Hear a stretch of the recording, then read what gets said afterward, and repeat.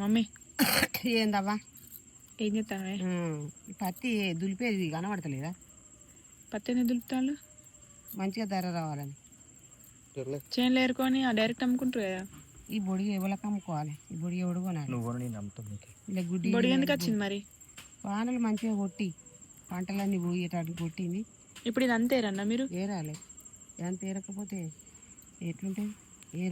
కడికి ఏరాలి. మిగిలింది తెల్లారేరుకోవాలి, మళ్ళీ తెల్లారేరుకోవాలి. వాడు ఇచ్చిన పైసలు మూలే కట్టుకోవాలి. వాడు ఇచ్చే పైసలు 7 పైసలు వచ్చి రైతుకు మూలే కట్టుకుంటాడంటావా?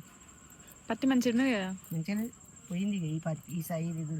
ఈసారి అయితే కథ పత్తిలు ఏం లేదు. ఆ ఏరిన కూలు రావు. పొద్దున పత్తెర వేయాల పోయినా పొద్దునేరింటే పొద్దునేరి మరి రాత్రి అయింది. రాత్రి అయినాక కూడా మళ్ళా పత్తి ఎడతాలా? పొద్దున పత్తి ఏరినాం గడుపుంటే పొద్దున ఏరిందంట మాపడుకుంటే ఇది ఎంత పొడిగా తీసేస్తాను వీళ్ళకి.